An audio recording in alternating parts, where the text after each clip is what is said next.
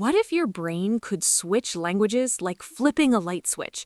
No translation, no hesitation, just pure English flowing naturally. Sounds like a dream, right?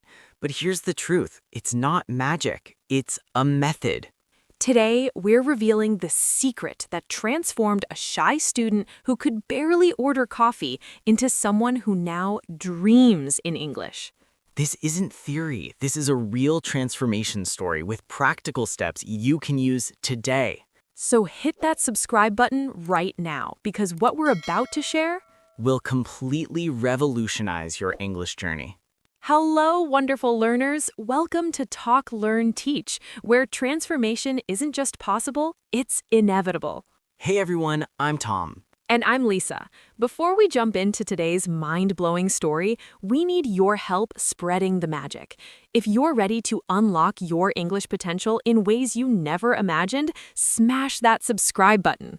Seriously, this channel is all about real stories, real transformations, and real techniques that actually work. Share this with anyone who's struggling to think in English. They'll thank you forever. All right, Tom, I know you've been dying to share this story. It's about your student Amy, right? Yes, and honestly, her journey still gives me goosebumps. This is about the day everything clicked for her, literally overnight. Overnight? Come on, language learning doesn't work that fast. That's exactly what I thought, but let me paint you the picture. Amy was a 23-year-old graphic designer from Brazil who'd been studying English for 7 years. 7 years? That's a long time. Right? She could read English perfectly, understood grammar rules better than some native speakers, but when it came to speaking, Let me guess, she froze? worse. She would think in Portuguese, translate word by word in her head, then speak every single sentence. Oh no, that must have been exhausting for her. It was torture. She told me she'd rehearse conversations in the shower, practice for hours, but the moment a real English speaker approached her, blank, complete mental shutdown. Oh, I feel for her. So many learners go through this. What was the turning point? It happened during a late-night video call. She was crying, ready to give up. She said something that broke my heart. "Tom, I think my brain is broken. I'll never think in English." Oh my gosh, that's heartbreaking.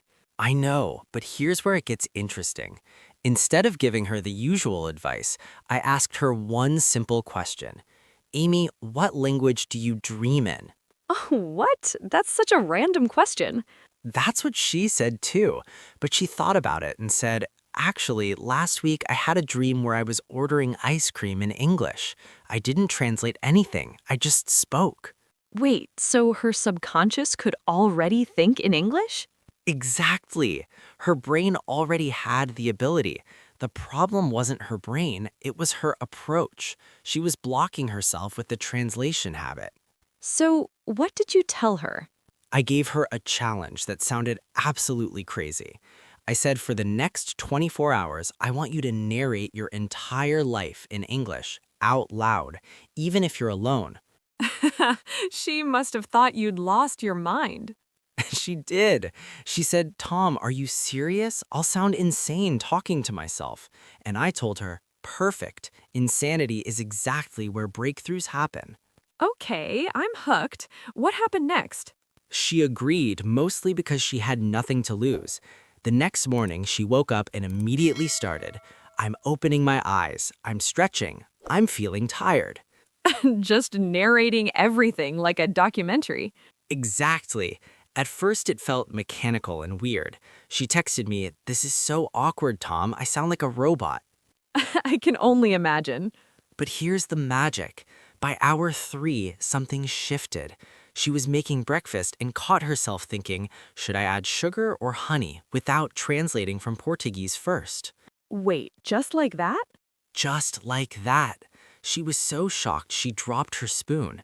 She stood there in her kitchen, frozen, because for the first time in 7 years, an English thought appeared naturally. Oh, wow, that must have been such an emotional moment for her. She called me crying, happy tears this time. She kept saying, "It happened, Tom, it actually happened." I could hear the disbelief and joy in her voice. It makes me feel all emotional. But did it last, or was it just a fluke? That's the beautiful part. She kept going with the challenge. By hour 12, she was having full internal conversations in English. By hour 24, she told me her brain felt different, like a switch had flipped.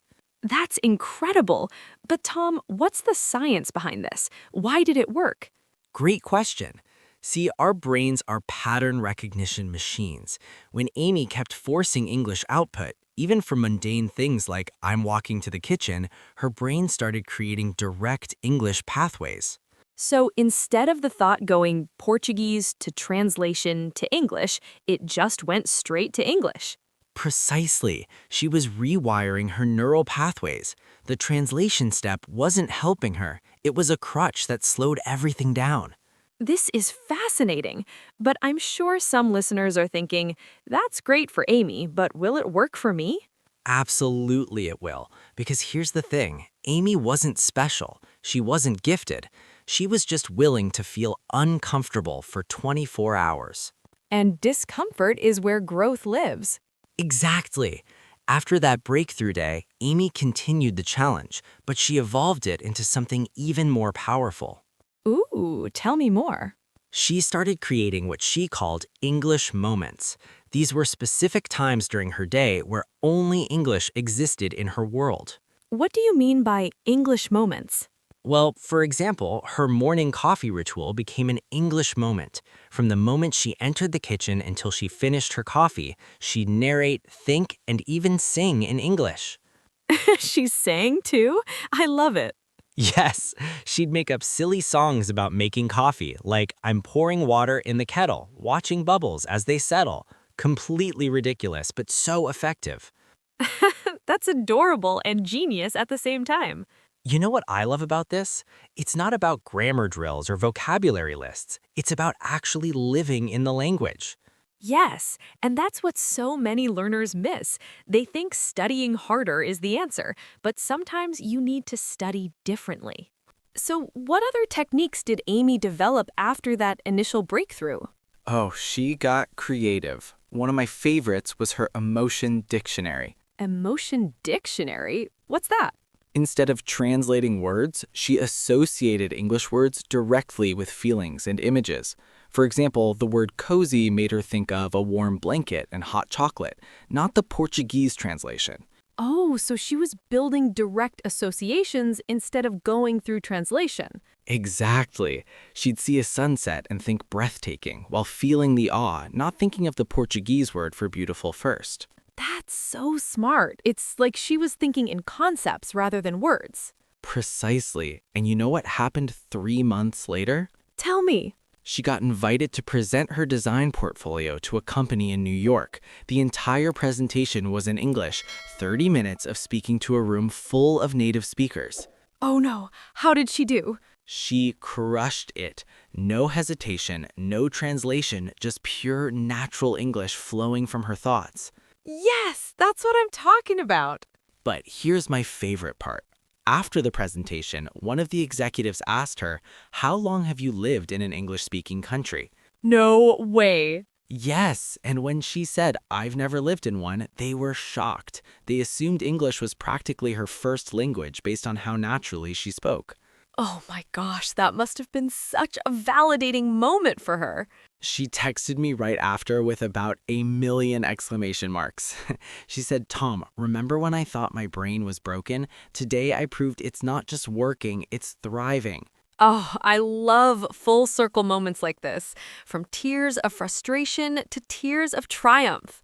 And the best part, she now teaches other Brazilian designers how to think in English using her techniques. She's paying it forward. That's beautiful. Okay, so for everyone listening who wants Amy's transformation, what are the practical steps? All right, let's break it down. First step, start with narration practice. Spend just 10 minutes a day narrating your actions in English out loud. And be specific, right? Not just I'm eating, but I'm cutting this juicy red apple into small pieces. Exactly. The more descriptive, the better. It forces your brain to think in English to find those words. What's step 2? Create English-only zones in your daily life. Maybe it's your commute, your workout, or your cooking time.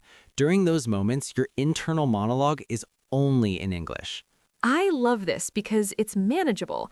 You're not trying to think in English 24/7 from day one. You're building the habit gradually. Exactly.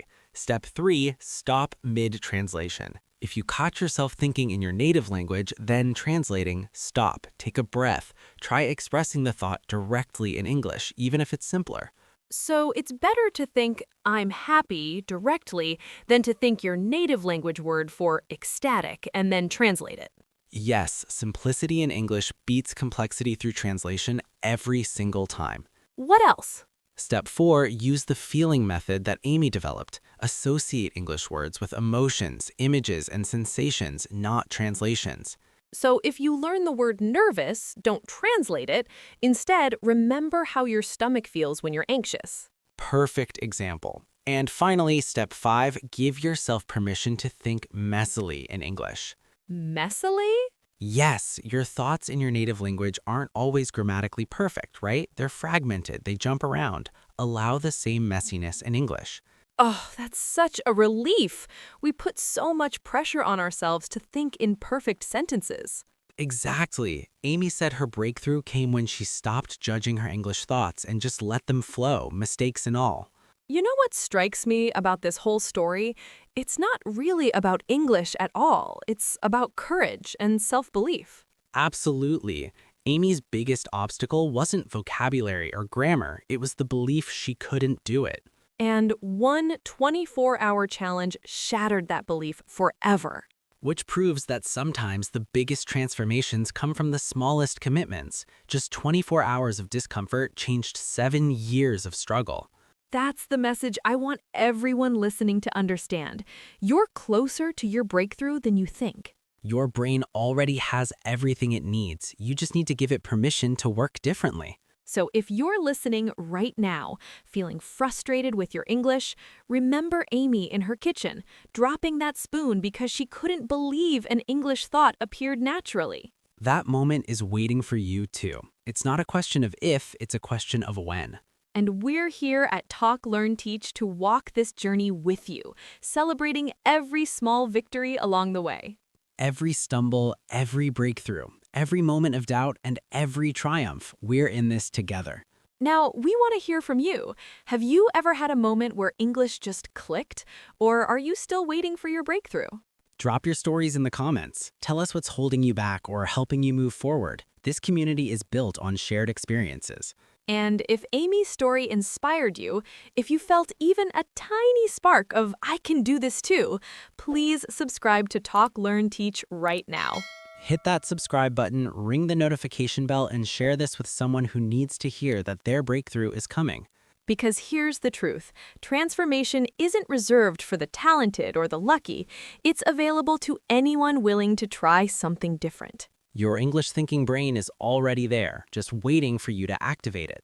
So go ahead, start narrating your life, create your English moments, and trust the process. And remember, Amy went from "my brain is broken" to "I'm thriving" in less time than you think. Your turn is coming, beautiful learner. We believe in you. Keep talking, keep learning, keep teaching. Until next time. May your thoughts flow as freely in English as they do in your dreams.